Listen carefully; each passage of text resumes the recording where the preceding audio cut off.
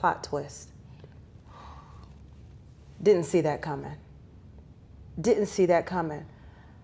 I was holding my breath because as a nurse, I know what all the machines are saying. I know what all the medications are doing. And so I'm just praying, God, just please don't let him have any complications. Please, just give him this win. Give us as a family this win. And then 2 days later, early in the morning, I had got up and said, I'm going to get dressed and go up there because I want to just spend some time with just us. So I was trying to put on my clothes and my phone rang. Hello? Mrs. Brown? This is nurse such and such. I'm the house supervisor of the hospital. I want to let you know that your husband was walking down the hallway with the physical therapy team and he began to buckle. They were able to get a chair and rush him back to his room, but about the time he got back to the room, he had stopped breathing.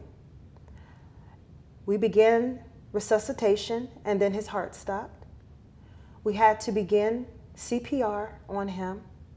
We were able to bring him back, and then everything after that was like Charlie Brown's teacher. Wah, wah, wah, wah, wah.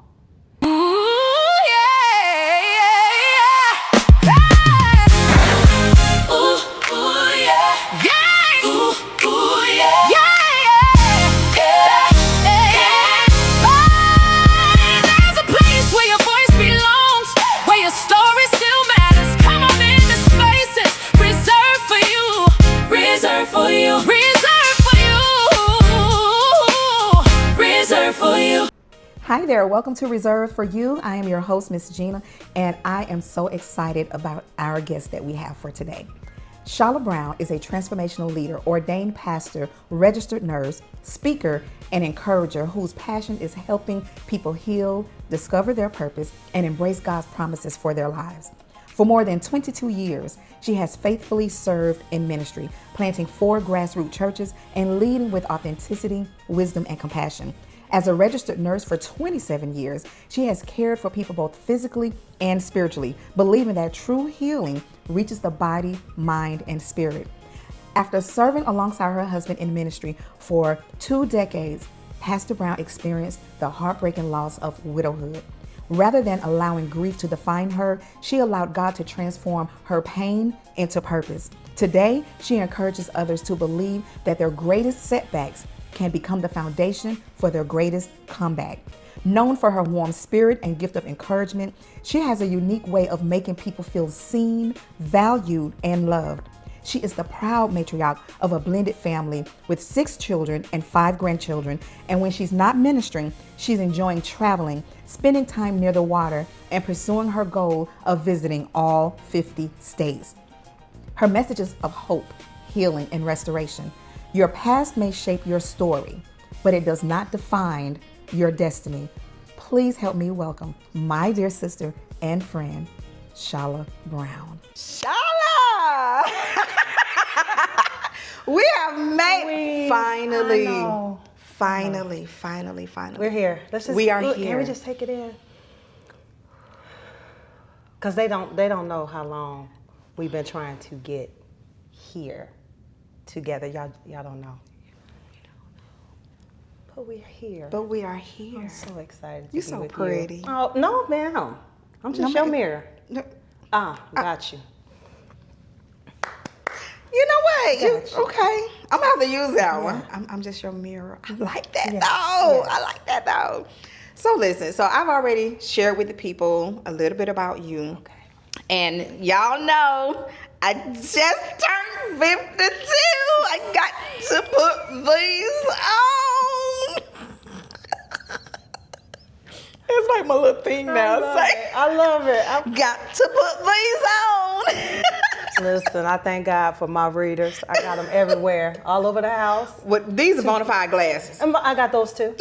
I have those too. So I'm going to cheat a little bit and use my phone for my notes because that's my business. Mm-hmm.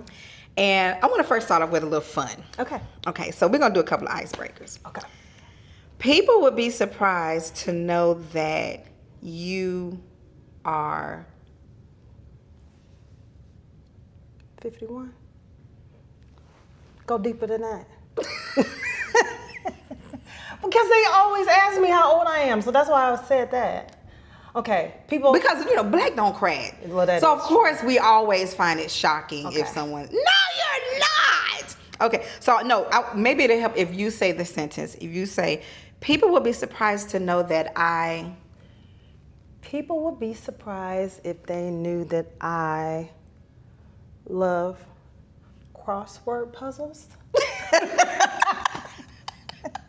Because they ain't surprised by nothing else. They already know I'm a mom. They already know I'm a nurse. They already know I'm a pastor. They know I stay in the air.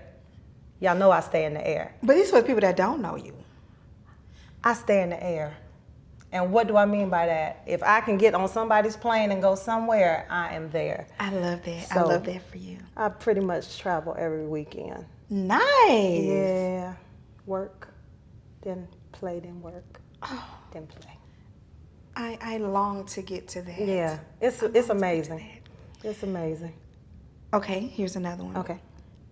The season of life I'm enjoying the most right now is blank because blank. Being myself, because I've already been everything to everyone else who they wanted me to be. And I'm very, very comfortable finally being me. That's a good answer. Mm-hmm. That's a good answer. Soon to be 52. Took all these years, but we're here now. And I'm not turning back. I love me. I love me. And say it for the people in the bag. I love me. And it's so cliche, right? Because you hear people saying that, but they don't really love themselves, right? No, I love every part of me.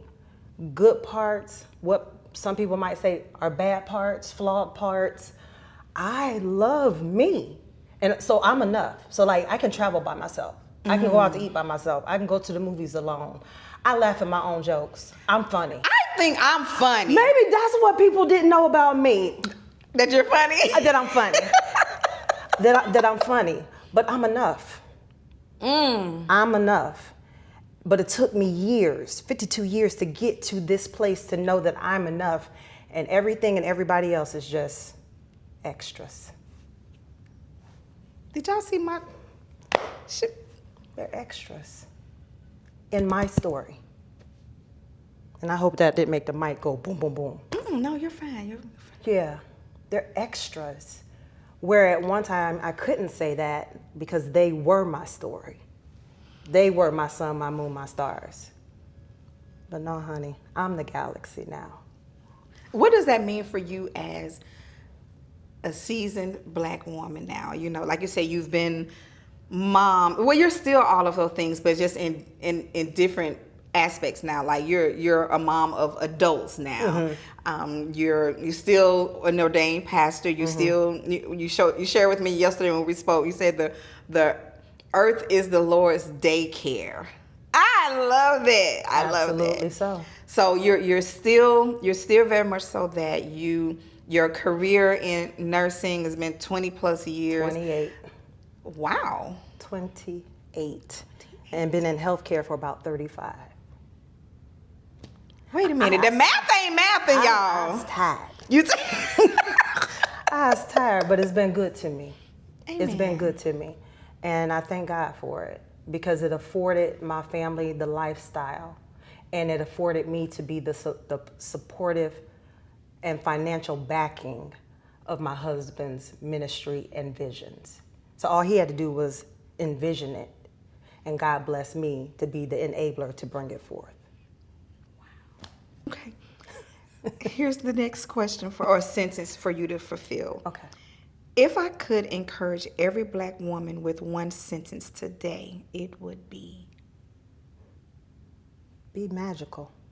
Be magical. We need you, whoever you are. We need you. I'm needed.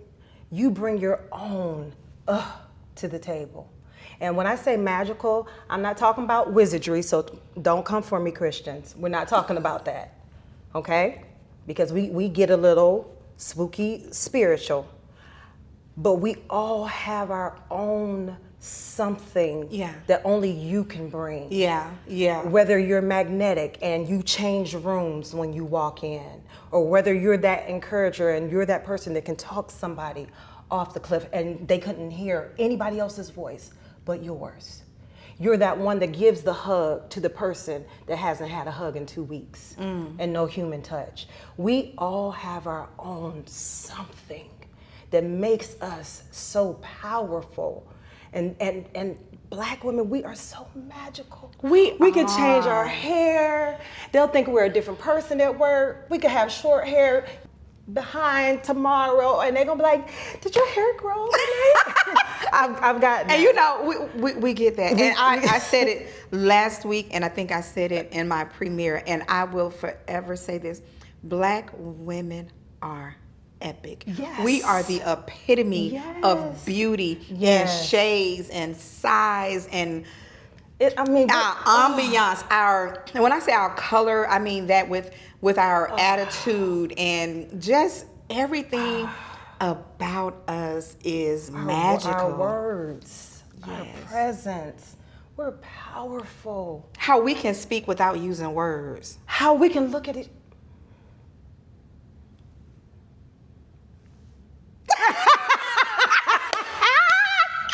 And we knew. And what? In this whole moment, conversation. we just had a whole conversation without saying a word. Love it. Magical. Yes. Oh, honey.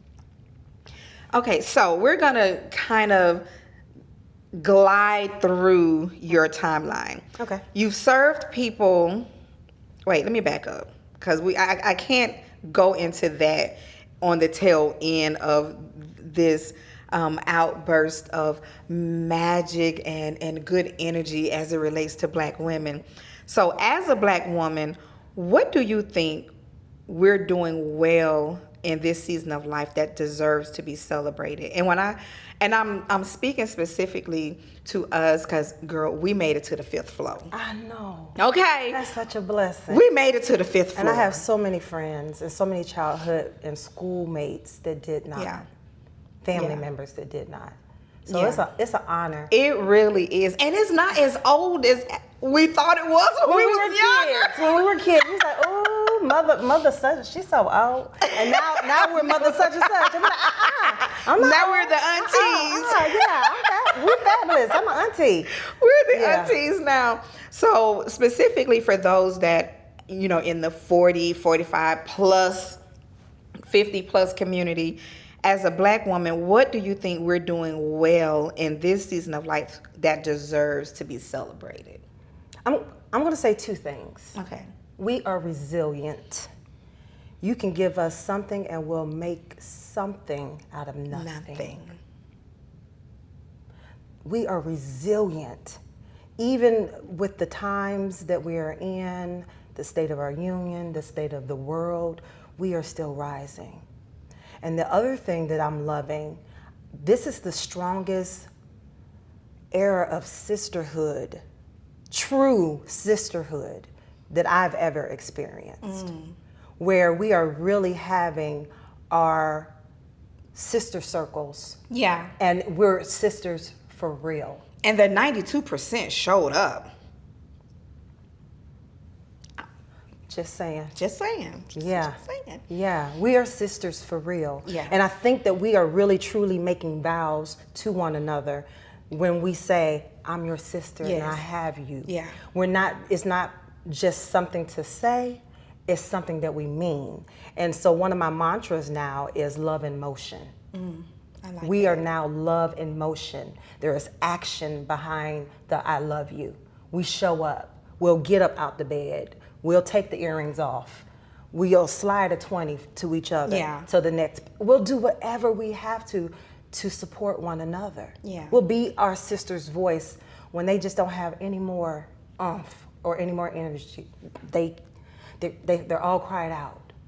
So I think what you're saying is it's so needed, and for the ones that are doing it, they're seen. Because I see it all the time on social media, whether it's retreats or girl trips or doing brunches, whatever the case may be that builds community is happening. So I know you kind of touched on this a little bit, but I want to dig a little bit deeper into your your your inner you as a black woman. What has being a black woman taught you about your own strength, your softness, and your identity? I wouldn't want to be anything else but a black woman. With that, it's such a badge of honor to me. Like, I thank God for allowing me to be a black woman because it comes with some innate stuff: strength, resilience, love, Magic. magic. We have setbacks, but we come back, and we come back stronger because we learn from the experience and the life lesson. So if you knock us down, baby, we just getting up. That's all we know. 10 to 20 times stronger. So when you push us, all you doing is building us even more powerful than what we were before. The test, the trial, the whatever, the challenge. Okay, bring it. Because I'm coming back. But I'm not going to be who I was when I started. Tested, tried, and true. Tested, tried, and true. That was good. That was good. Okay, so now going down your timeline, you've served people both through ministry and nursing. Mm-hmm. How have those two callings shaped you? So, you and I had spoken privately, and I said that everyone has a life mission. So I really believe that my life mission and why I was sent to earth through my parents was to love. And that sounds so simple, right? But everybody doesn't know how to. They don't know authentic love, like the love how God truly created it to be. So with both of those callings, being a pastor and a nurse, I get to serve God's people. I get to be the hands and feet of Jesus Christ, which is our mission at Advent Health as a nurse. I get to be his mouthpiece. I get to be his arms and feet as a pastor, to give that anointed hug, to give that word from him, to give that encouragement, to pray, to whatever he calls me to do. And all of it flows out of love. Yeah. You can give and you can say just about anything to a person in a certain degree and based off of your relationship, if you're saying it from a place of love. Yeah. But a lot of times that's the piece that's missing, the authentic love, and that's why people feel like resistance and feel that rejection. And well, I'm telling them, but they're not receiving me. Well, are you doing it out of love? Or are you doing it out of authority? And then it can be that person's trauma where they don't know how to receive it, but you still have to have compassion that just because they're not receptive to it is not rejection of you. It's something within them. But if you're still moving in love like you've described, that love is going to penetrate and do what it's supposed to do. That seed is being planted. People, from children to our most seasoned, know and can feel authentic love. Yeah. Because you can't fake it. You can't fake it. And I'm going to say a word that people might get a little about, but I'm going to go ahead and say it. You can't fake energy. And so when you are with someone, before you open your mouth, they're going to be able to feel your energy. Yeah. I've been very, very blessed as a pastor, as a nurse, just to serve others. Now, in your bio, you talk about healing the body, mind, and spirit.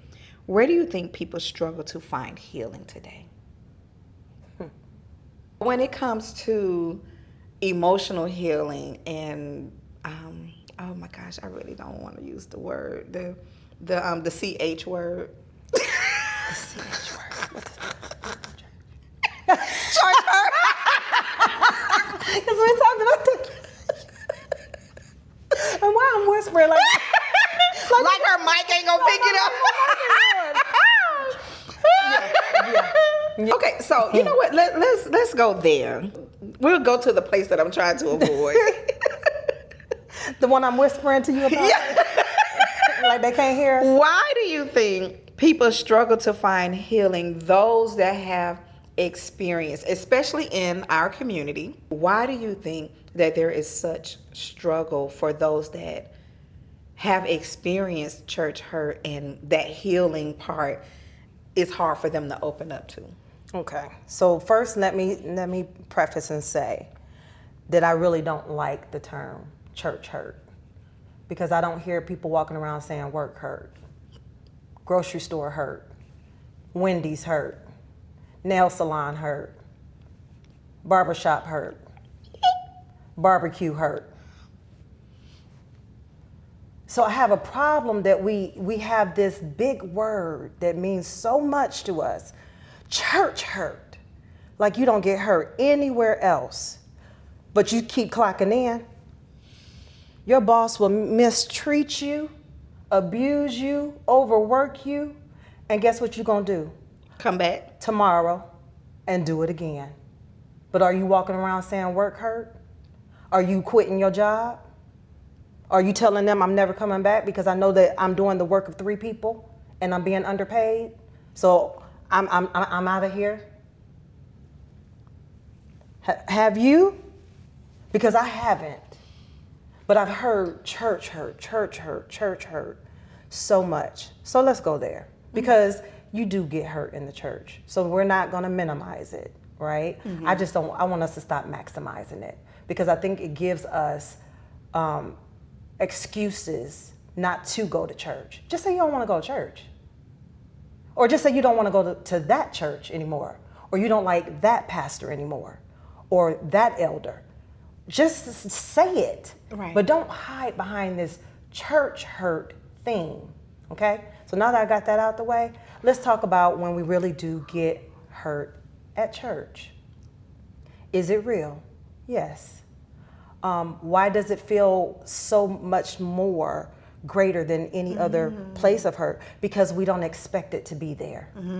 Because this is supposed to be a place of refuge. This is supposed to be God's dwelling place. This is where we're supposed to assemble and love each other in the same spirit, one spirit, the Holy Spirit, right? And so we don't expect that at church somebody is going to cuss me out. We don't expect that somebody is going to snub me. We don't expect that somebody's going to roll their eyes at me because I'm at church. But the same people that are within the church are the same people that are in that grocery store with you, that's in the library with you, that's at work with you, because we're human. So we have to stop expecting perfection from church people, because the church is full of ordinary, flawed, filthy rags, ain't worth nothing except the blood of Jesus makes us righteous. Yes. And we're filled by his spirit. That's the only reason why we're something. We are filthy. Do you know what a filthy rag looks like? A filthy rag, it's not even good for anything anymore but to be tossed and discarded. So with all that you've shared, what, other than love, because I know it's going to take love to draw people, I don't even want to say draw people, but to welcome that space where people can come back, that says, you know what, I've been exposed or I've experienced church hurt. That's why I don't go to church. What would be the recourse that people in the church or the body of Christ can do that can welcome that person back in? You know, it doesn't have to be where you went previously. You know, I do believe that people should be where they feel that that's where they belong. I know that there's a thing that, you know, we hear of people saying, oh, so-and-so is church hopping, but you don't know why they're going from church to church. Some people's intention may be good and maybe not, but for those that are saying, I just want to be where God would have me, maybe that's why they're going to this church for. Absolutely. They're at church. Absolutely. I don't care if they visit 15 churches. What do you think would be the recourse to to bring healing for those individuals? Give them authenticity. Present yourself as a real person that's doing real life, that has real struggles, but serve a real God. And let them know your struggle may not be my struggle, but we're all in this together. Yeah. Make it a community. Make it a community. So I want to transition now to personal life. All right. And I know we talked about this in our private conversation. You were married for 20 years. 20 years. And your husband transitioned 6 years ago. Yes. After losing your husband, your life took unexpected turn. Looking back, what did trusting God with that plot twist actually look like day to day? Because we're talking about trusting God with the plot with twist. the plot twist. So let me take you back to the day I got out of my car at Advent Health and knew that I was going to walk into the hospital as a wife and walk out of the hospital as a widow. Sit in that for a minute, because we were there to take him off of the machines. All of the family that wanted to be there gathered, family, friends, all of my children. But when I parked that car and I had to sit there for a minute and take some breaths, one, I have grieving children. I have my mother-in-law. I have his closest family and friends. I got to be strong for them, but I also got to be strong for myself. And I need a minute, because plot twist, my whole life is about to change in the next few hours. When he takes his last breath, I am no longer married, and now I am a single mother of 2 minor children. Didn't see that one coming. He was only 50 years old. We talking about how young that is, right? Yeah. He was only 50 years old when he transitioned. So we have a 17 and a 12-year-old at home that are still in high school and middle school. Now I'm coming out of this hospital, and I remember walking with Michelle. We walked together. She was asking me how I was doing. I said, Michelle, I walked in as a wife, but I'm walking out as a widow. And I remember my steps were very slow and very deliberate, because I had to say, Shala, keep putting one foot in front of the other and get to this car. And then now, when I get home, the protector of the home is gone. Now I'm the protector of the home. Now I'm the one that has the safety at the bedside, i.e., gun. Now I'm the one that's locking up the house. Now I'm the one that's over all of the finances. Now I'm the one that's making sure that Simba gets to lacrosse and Shania gets to cheer. Picking my kids up when I see both of them were in a very dark space. And so, but trying, because we are a family of faith, trying to encourage them so that the anger can come out of them and they don't turn against God. But everything about my life changed with Sheldon's last breath. So now I am the only provider financially in the home. I'm the only parent. I'm a single parent. I never thought, that was a twist. I had my first child at 18, my beautiful Ashanti. I love her so much. And it was just she and I for like the first 6 years of her life, right?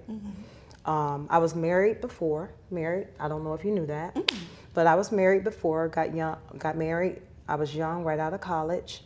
Wonderful man, still a wonderful man, a wonderful friend to this day. And so we had that small window where we were a nuclear family, right? But then the majority, I was a single mom. And so for 6 years, she was my focus. And then I met Sheldon, got remarried, right? In my mind, we were growing old together.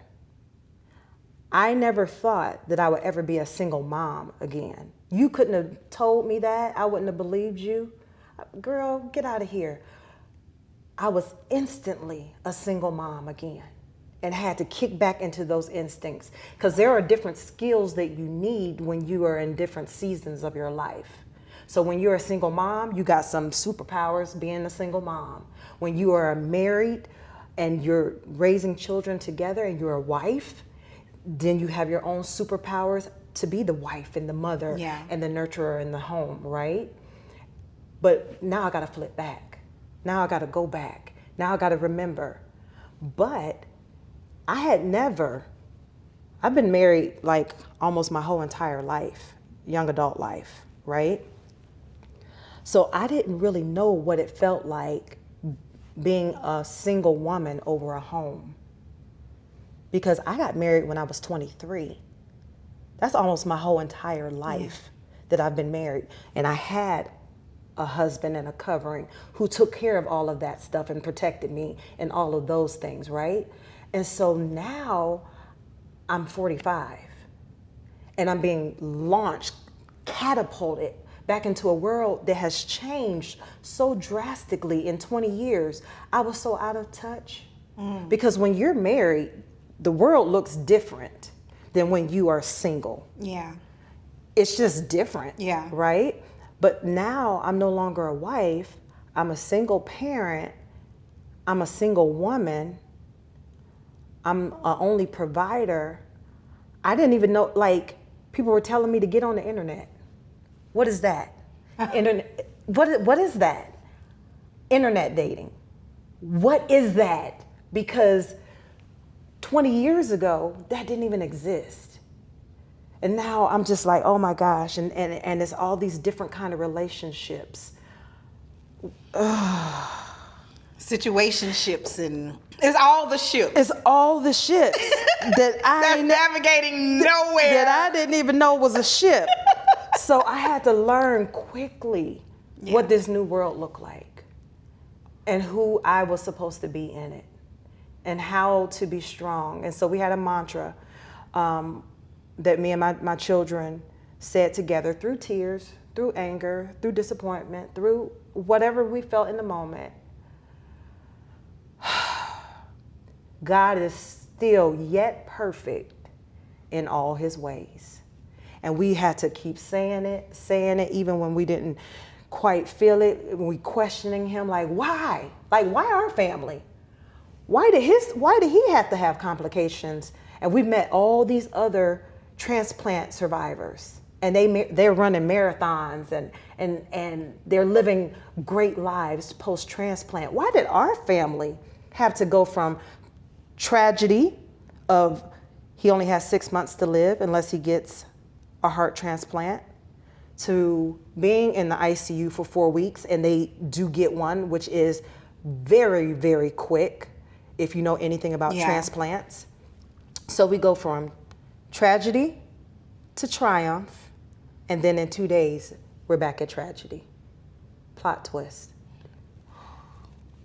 Didn't see that coming. Didn't see that coming. I was holding my breath because as a nurse, I know what all the machines are saying. I know what all the medications are doing. And so I'm just praying, God, just please don't let him have any complications. Please, just give him this win. Give us as a family this win. And then 2 days later, early in the morning, I had got up and said, I'm going to get dressed and go up there because I want to just spend some time with just us. So I was trying to put on my clothes and my phone rang. Hello? Mrs. Brown? This is nurse such and such. I'm the house supervisor of the hospital. I want to let you know that your husband was walking down the hallway with the physical therapy team and he began to buckle. They were able to get a chair and rush him back to his room, but about the time he got back to the room, he had stopped breathing. We began resuscitation and then his heart stopped. We had to begin CPR on him. We were able to bring him back, and then everything after that was like Charlie Brown's teacher. Wah, wah, wah, wah, wah. Because I have been the nurse supervisor who has made the call to the family. I know the script. I just want you to get off my phone so I can get in the car. I got my children in this house. What am I about to tell them? So I'm calling family members. Hey, I need you to come pick up Shania. I love my cousin Kim Evans to this day. I called her. Cousin, please come and pick up Shania. You and the girls, take her to the mall and just say that y'all having a girls' day. Simba, you're going to work, right? Yes, Mom. Okay, go ahead and get dressed. You go to work. All right, have a great day, Simba. Yes, ma'am. I can't tell them. I call my mother-in-law. Hey, I need you to quickly get dressed. I'll explain to you when I get there. And she and I had to rush up to the hospital. And I looked at him. I'm a nurse.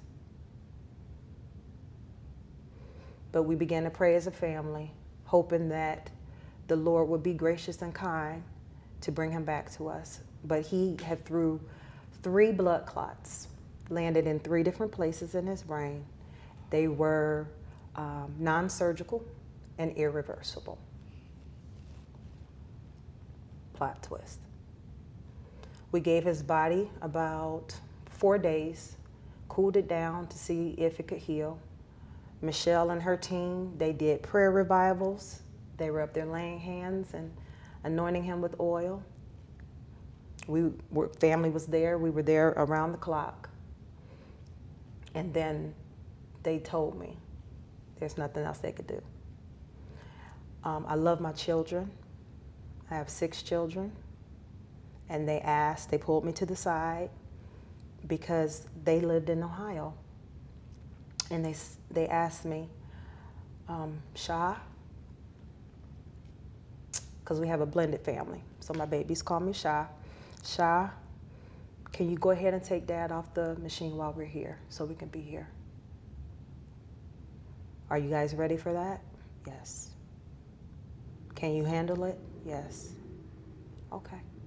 So I meet with the doctors. I give them a time for the next day. I send out a text message to the family, what time to meet up at the hospital. If you would like to be present, as many that can fit in the room that would like to be present, you are more than welcome, because he meant so much to so many, not just us. And I was not going to be selfish with that moment.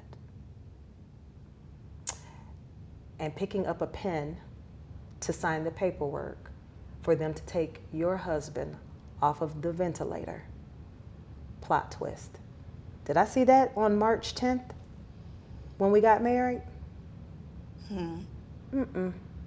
Did I see him transitioning at 50? Mm-mm. We were just happy to be getting married and that we found each other and we were going to do ministry together. We had different dreams and goals that we still yet wanted to accomplish. But now, plot twist, I have to still accomplish them, but without him. So can I do a PSA for the people? PSA to the people. When people lose someone and they transition and they are believers in Christ Jesus, at that time, that is not the time that they want you to quote them scriptures. They know the word, they know the scriptures. The best thing that you can give them is your presence, sometimes your silence, your tears, which shows that you have sympathy or empathy, a hug, or just serve them. Clean the house, go get some food, take their kids away, go take their kids to the park so they can have a moment. Just be there, put that love in motion into action, but don't hammer people with scriptures. And that was the biggest takeaway that I learned, because I know I've done it. Just trust God. Well, you know what Jeremiah says. Well, you know Jesus. Yes, I absolutely do know it, but this is not the time for that. I still believe, and I still have full faith, and I still have full knowledge of what the Word of God says, but I am a human, and I'm experiencing a human experience. Yeah. this loss, Yeah. this pain. And for those who have never lost a spouse, it is a pain that is unspeakable. Because he said the two become what? One. So what is it going to feel like when the two get separated? He says we are three cord, right? Mm-hmm. We're three cords, him, the wife, the husband. What does that feel like when one of the cords gets snatched? You literally feel it. I felt it in my soul when we were at the service and they were rolling the casket. I remember that. I remember you walking behind, and I'm trying to remember what was the question that you were asking. It was how were you going to something, and that How broke do me. I breathe? Yes. How do I breathe without him?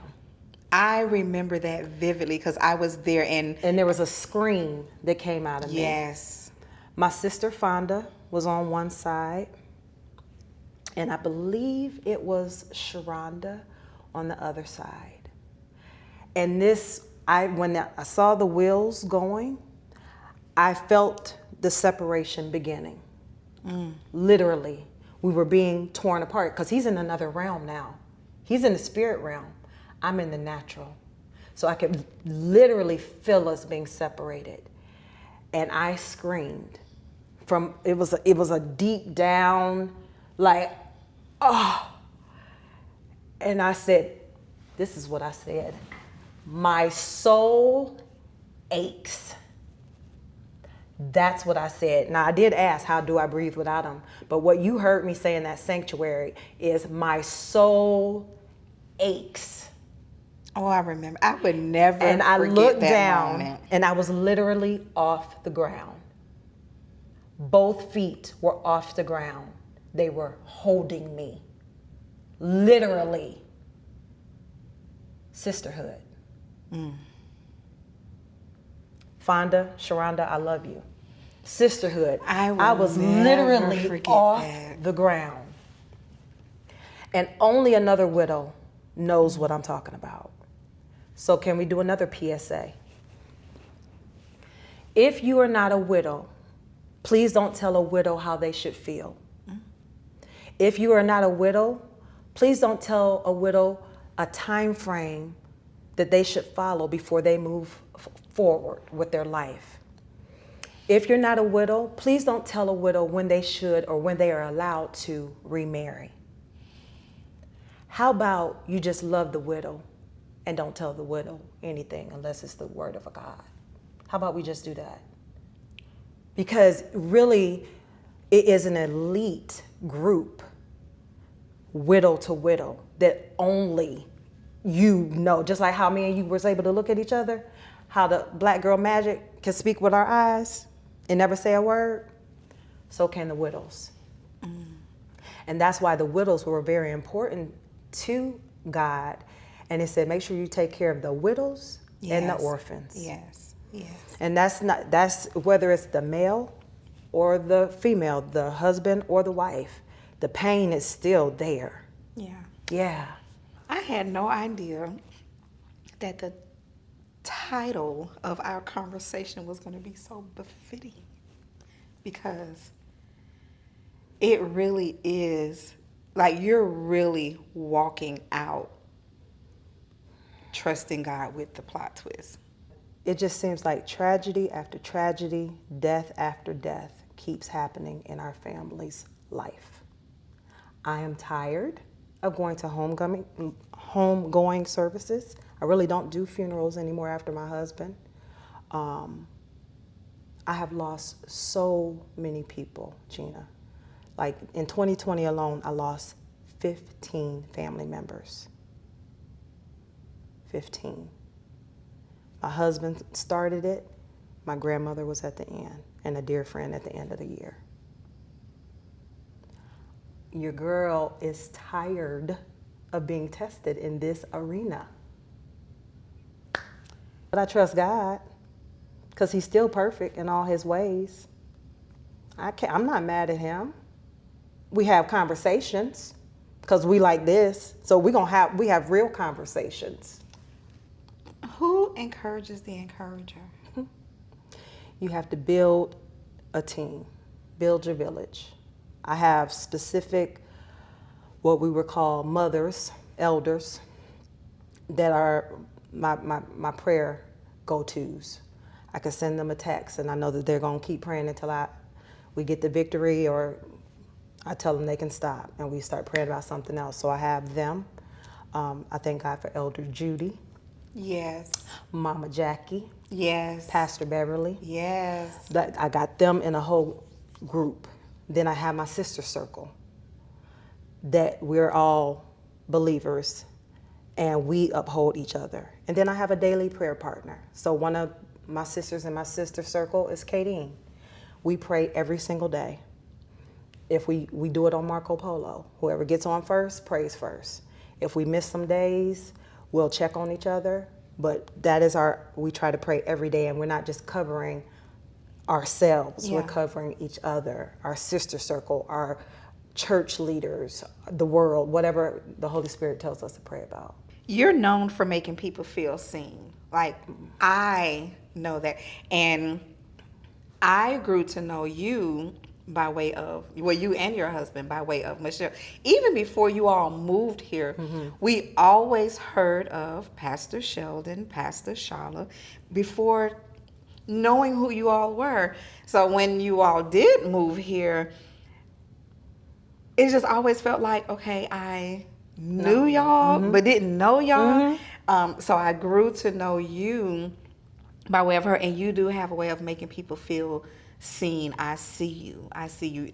When you talk about that love and motion, that really is you. You embody that.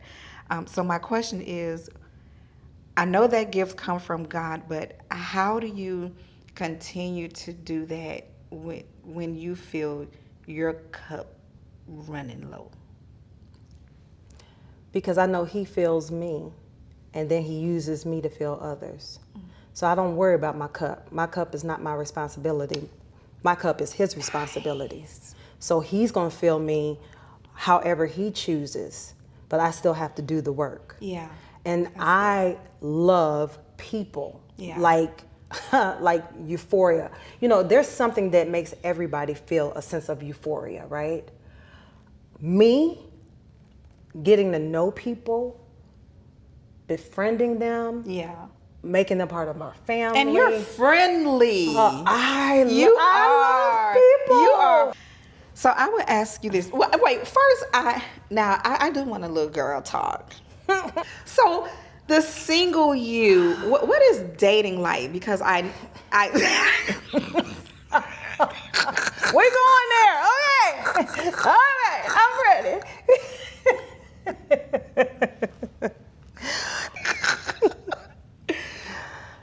The single you, the eligible you. So a little while later, you did experience love again, and it took a turn. Another plot twist. Another plot twist. What does single life now looks like for you as far as dating? Like, are you open to dating? Do you want to date? Are you dating? Are you dateable? Like, are you dateable? Are you dateable? It had always been a running joke with me and Sheldon when we were married. You my toughest assignment. After you, I am done. I don't never want to get married again. And he would say the same thing, right? And so we both had pledged, like, after each other. I said, I'm going to leave you enough money you can buy a boat and name it the SS Shala and just float around the world and do whatever you want to do. But like I said, life was so different, and it's still different, and I'm still navigating through the waters because, can I use the word weird? Yeah. This world is very weird to me.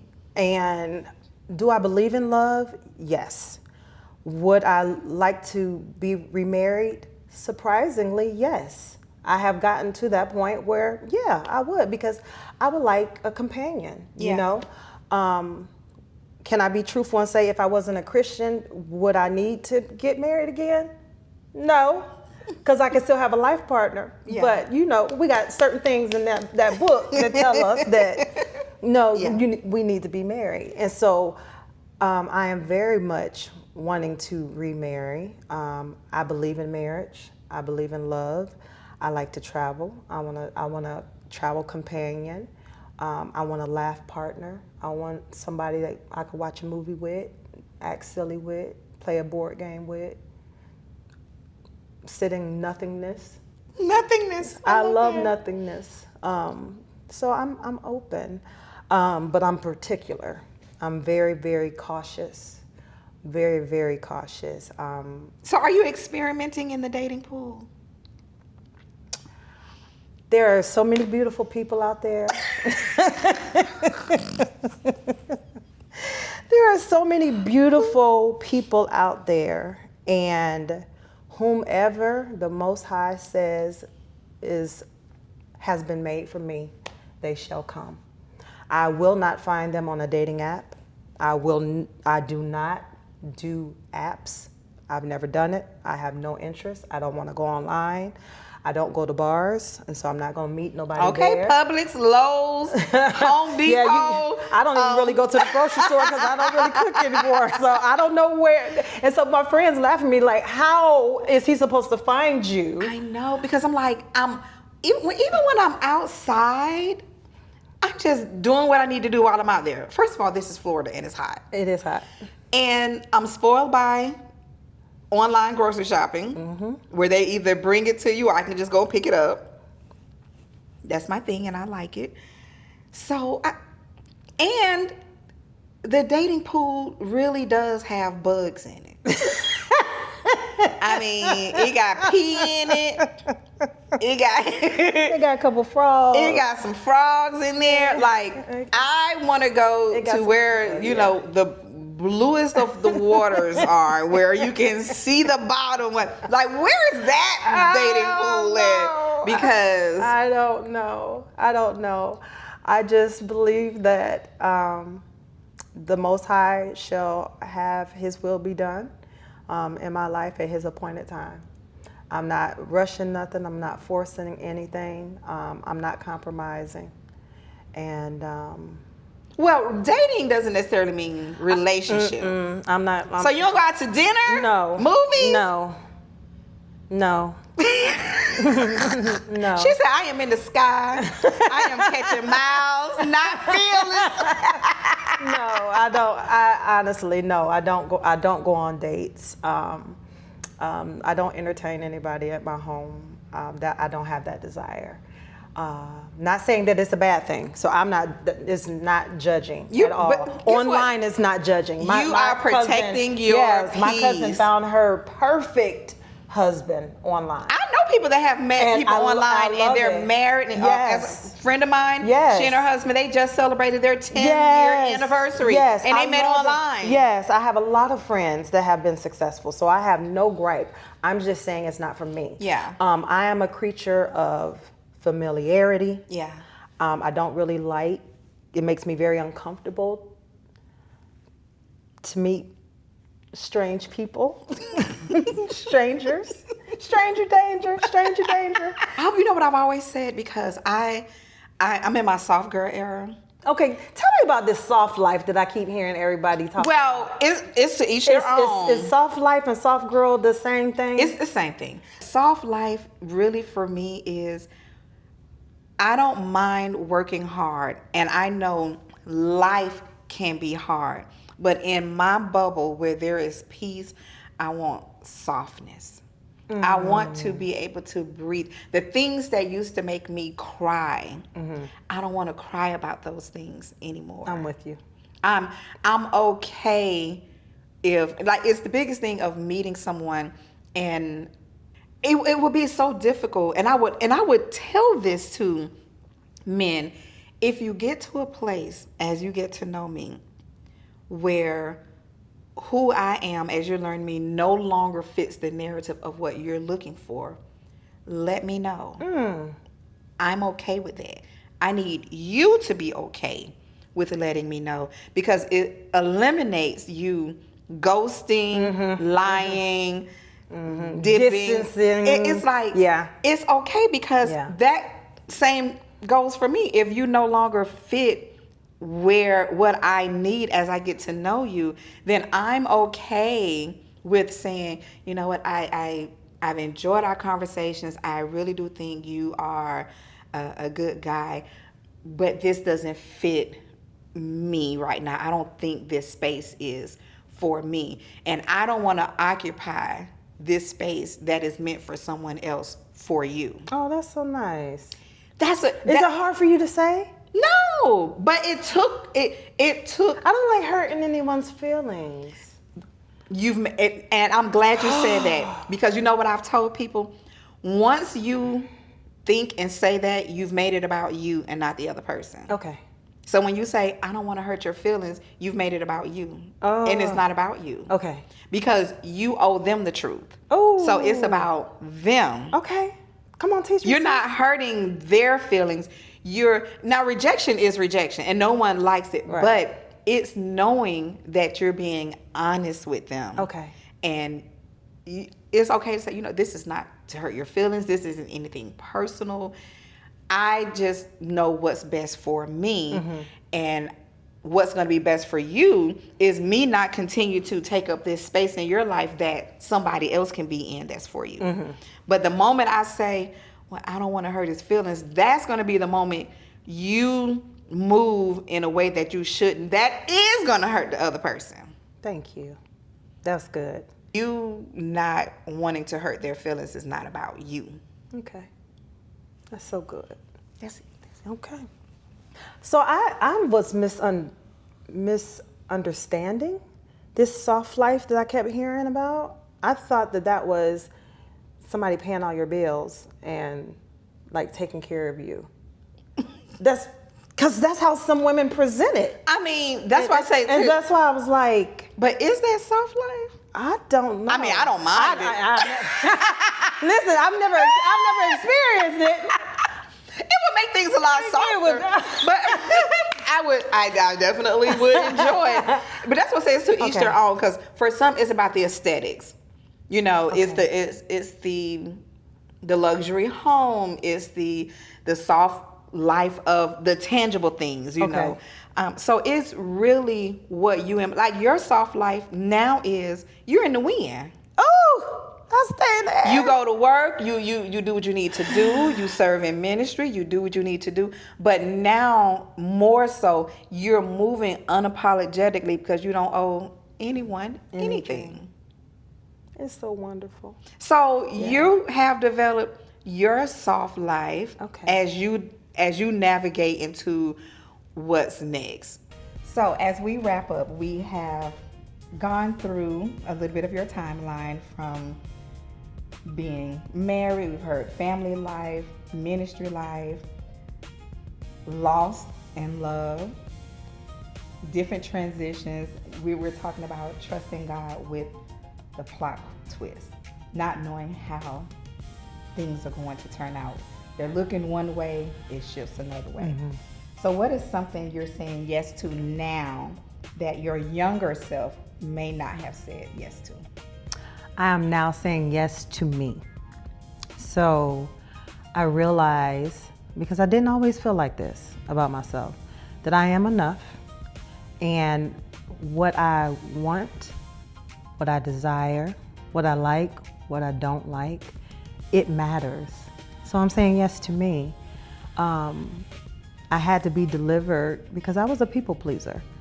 And so I always wanted everybody to be happy at the sacrifice and expense of myself. I will no longer do that. I will no longer do that, while still trying to make sure those around me are okay. Yeah. But I'm saying yes to me first, and then everybody else will follow. And that's not being selfish. No, it's self-care. Yes. Yeah, it's self-care. I have to take care of me first, because how would I care for anyone else if I'm not caring for me first? So just like when you get on the airplane, because you know I stay in the air, it always say, take your mask and put the mask on you first before you assist I always use others. that analogy. Because if you take care of those around you, and I know it's hard, especially those that may have children, but if you secure them first, what if something hits you over the head and you pass out and you don't know who's there to care for, you know, your loved ones? So that example is very befitting. I like that. So those that are watching or listening, whether it's on YouTube or Spotify or Apple Podcasts, what is a takeaway? What's a takeaway that you hope every woman would garner from our conversation today? I'm hoping that the women that have shared the space with us, you know that you're not by yourself. There's something in the conversation that spoke to you where you know that you're not the only one who feels like that. You're not the only one who thinks like that. You're not the only one that has asked that question. You're not the only one who's still waiting. Hopefully this was some good girlfriend time for you to give you the space to take it in, to exhale, and to breathe. Just keep breathing. You're doing a great job. That's good. That's good. That's good. So I want you to finish this sentence. Okay. So you'll repeat it. No matter what plot twist you're facing, remember. No matter what plot twist you're facing,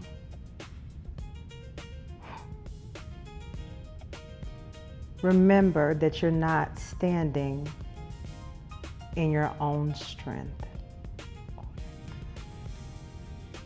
And that's how you're going to get through the plot twist. Because thank God we don't have to rely on our own strength, our own power, our own self-sufficiency. We don't have to be self-sufficient, but we do have to be reliant on the Most High, on the Most High God. And if you just really put your trust, even when it looks dark, it feels scary, you feel alone, you might be mad. Can I say something? Yes. That our God is just so much bigger than these human emotions that we put on him. He's not shook because you're angry. And he can handle even when you're upset with him. He can handle it. He got big shoulders. He's a broad God. And that's one, and when I realized his vastness, I could truly give him every authentic emotion and experience that I was going through. Because I don't have to fake it. How do you fake it? You can. In front of an all-knowing, all-seeing, all-powerful God. So why don't you just have an authentic relationship with him? The good, the bad, and the ugly. And then if you do that, when the plot twists come, he's right there with you. He'll get you through it gracefully. So tell the people, how can they connect with you on our socials? So on Facebook, you can reach me, Shala Brown. Kirtdoll, Kirtdoll. And on Instagram, simply Shala B. And I will place your socials where I post everything in regards to our conversation here. This has been very uneventful. Time well spent. But thank you. Thank you for giving up your time. Oh. Because I know there are a lot of nothingness you could have been doing this evening. You were worth the time. This space was ordained. We've been trying to do this for so long. And even with, you guys won't see all the bloopers that we had to experience, but that just proved to me that it was God's will. We were meant to be here today, in this moment, in this setting together. This was so good. This was really good. Thank you all. Those of you that are tuning in, catching the replays, listening to it on Spotify, Apple Podcasts, or YouTube. Thank you. And we'll see you next time. Bye for now. This was so good. Yes. Thank you. You're welcome. You know, I literally could have just gone on and on because there was so much that I wanted.